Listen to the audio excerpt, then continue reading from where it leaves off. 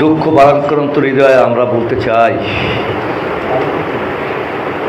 দীর্ঘ 17 বছরের কথাই ঘুরে ফিরে আসে।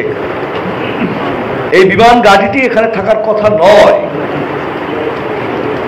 আমরা যেখানে যা না হয়, লুট, দ্বিগুণ লুট, তার চেয়ে বেশি লুট, এই লুটের কারণে সেইগুলো।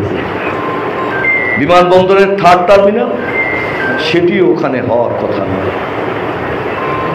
এভাবে অপরিকল্পিত নগরায়নের কুফল আমাদের সন্তানদের হচ্ছে। আমরা দেখেছি কি মাসুম বাচ্চা দগ্ধ অবস্থায়। আমি যদি আমার সন্তানের দিকে তাকাই ছল ছল করে, আমারই ওরকম একটি সন্তান আছে, আপনাদের ওরকম সন্তান আছে। সমস্ত দগ্ধ অবস্থায় একজন শিশু কান্না করছে আর দৌড়াচ্ছে। আমরা দেখেছি আমাদের যে ম্যাম, তাকে জিজ্ঞাসা করা হয়েছে, তার স্বামী জিজ্ঞাসা করেছে একজন শিক্ষক কি, তার উত্তর হলো যে তুমি তোমার 2টি বাচ্চার কথা একবারও ভাবনি? ম্যাম বললেন, ওরাও তো আমার শিশু, আমি ওদেরকে ফেলে রেখে কি করে যাই? ম্যাম মারা গেল। এভাবে সরকারি হিসাবে 20 জন মারা গেছে, কেউ এর চেয়েও বেশি। 2 শতাধিক মৃত্যুর সাথে পাঞ্জা লড়ছে।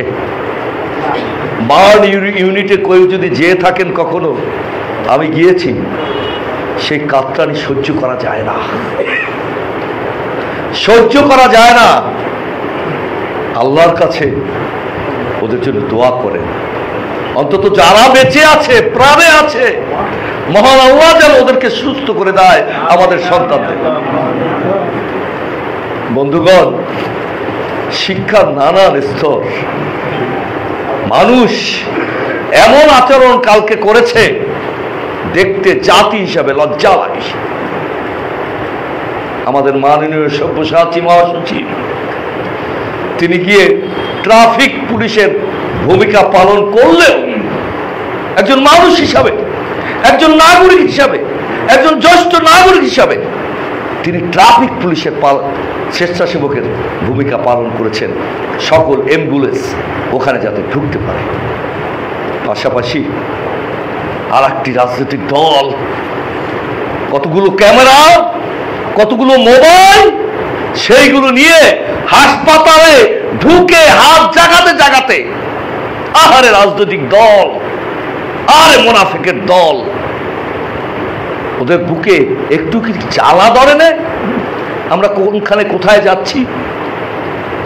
যে সময় জাতীয়তাবাদী ছাত্র দল সারা ঢাকা সিটিতে তারা মাইকিং করছে, রক্ত দরকার, রক্ত নেগেটিভ, রক্ত দরকার।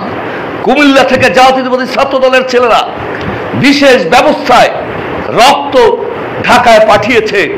আশেপাশের জেলাগুলো থেকে রক্ত সংগ্রহ করে জাতীয়তাবাদী দলের নেতা কর্মীরা বিবেকের তাড়নায় নাগরিক হিসেবে দায়িত্ব পালন করতে গিয়ে তারা একের পর এক ব্লাড ব্যাংকের দিকে ছুটে এসেছে নিজস্ব গাড়ি। এমনকি কুমিল্লা থেকে মোটর সাইকেলে চলে আসেছে একটি ছেলে 4 ভাগ বা 3 ভাগ রক্ত নিয়ে একটি বক্সে, অর্থাৎ বরফ বক্সে। এভাবে মানুষ দল মত নির্বিশেষে সেখানে দায়িত্ব পালন করেছে। কি বিভৎসতা! কি সেই বিভৎসতার মধ্যে তারা হাত জাগিয়ে কি বলে, নেতা। বাহ, আমার সন্তান মারা যায় আর উনি নেতা হিসেবে হাত জাগায়, হাসি হাসি ক্যামেরা মুখ। আল্লাহ এদেরকে হেদায়েত দিক, আল্লাহ এদেরকে হেদায়েত দিক। এরা খুব ভালো পারে মাঝে মাঝে বেহেশতের টিকিট নিয়ে আসতে। সেইগুলো থেকেও আপনাদেরকে রেসিস্ট করা দরকার।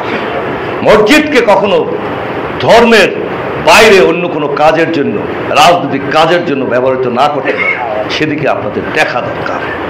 প্রিয় ভাই ওরা, আজকে বক্তৃতা নয়, আজকে একটি কথা, জাতির এই দুঃসময় একটি দল আবার সুযোগ নিচ্ছে। ছাত্রদের 6 দফার নামে সকল কিছু মেনে নেওয়া হয়েছে, কিন্তু সচিবালয় ভাঙল কারা? এরা ছাত্র নয়, সচিবালয়ের মধ্যে ঢুকে গাড়িগুলোকে হামলা করলো কারা? 6 জন গ্রেপ্তার হয়েছে। তাদের মোবাইল চেক করে দেখা গেছে গ্রুপ করে তাদের নেতারা যারা ভারতে রয়েছে, পাতি নেতা উপনেতা, তাদের সাথে ভিডিও কলে কথা বলছে আর দেখাচ্ছে আমরা রাজপথে আছি। এদের থেকেও সাবধান থাকতে হবে। আপনার দলের মধ্যে এরা যেন ঢুকে না পড়ে। আসুন মহান আল্লাহর কাছে এই জাতির জন্য আমরা দোয়া করি আমাদের অবুজ সন্তানদের দিকে। একবার নামাজের বসে আপনি আপনার সন্তানের মতো করে দেখুন, আল্লাহর কাছে আপনার দোয়া কবুল হয়ে যাবে। আজকে আমার স্ত্রীর বোনের ছেলেটি ওই একই স্কুলে পড়ে, কলেজে পড়ে, পাশের বিল্ডিংটি বিধ্বস্ত হয়েছে, সেও তো হতে পারত। আমি আর বক্তৃতা নয়, সকলের কাছে সকলে দোয়া করবেন এই প্রত্যাশা রেখে, এবং মনে রাখবেন আমাদের ঐক্যবদ্ধ হওয়া খুব জরুরি। চারিদিকে দুর্বৃত্ত আর দুর্বৃত্ত হচ্ছে, এই বলে আমি আমার বক্তব্য শেষ করছি। ভালো থাকুন, সুস্থ থাকুন।